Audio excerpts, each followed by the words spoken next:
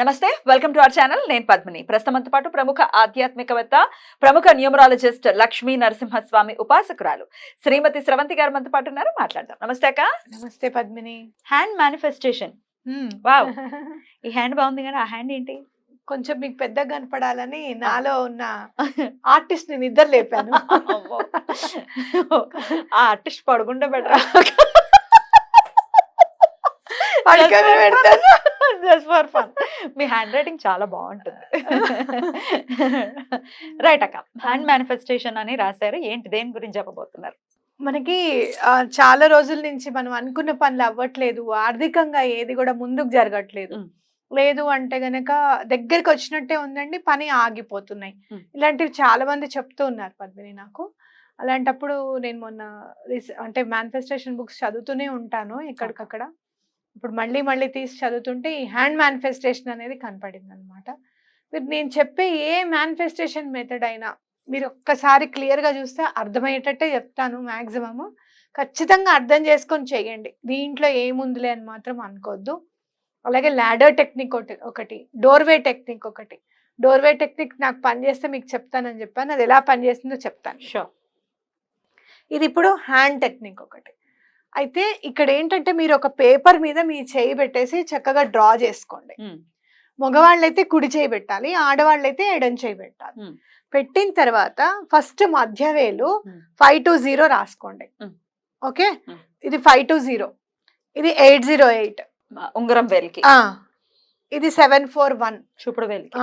మళ్ళీ ఇక్కడ చిట్కెన్ వేలు 5 to 0, థంబ్ 741. ఇట్లా రాసుకొని ఐఎమ్ అ మనీ మ్యాగ్నెట్ అని రాయండి.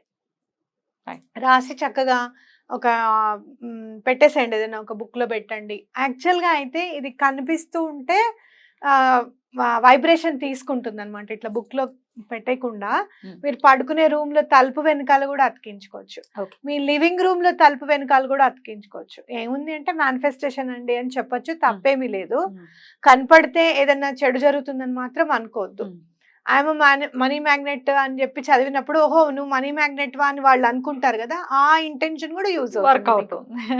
వాడు బ్యాడ్ గా అనుకున్నా అనుకోకపోయినా ఏం లేదు, వాళ్ళు అదే చదువుతారు కదా. ఐఎమ్ మనీ మ్యాగ్నెట్ ఏంటిది అంటే మేనిఫెస్టేషన్ చేసుకున్నాం అని చెప్పండి. మీకు పని అయితే కూడా చెప్పండి, మాకు ఇట్లా పని అయింది, వర్క్ అయింది, మేము యూనివర్స్ కి థ్యాంక్స్ చెప్పాము, మీరు కూడా కావాలంటే చేసుకోండి అని కూడా చెప్పచ్చు. ఇలా పెట్టుకోండి. ఎటువంటి పరిస్థితుల్లోనూ మీకు రావాల్సిన డబ్బు ఏదైనా ఉంటే కనుక తప్పకుండా మీకు అందుతుంది అనమాట.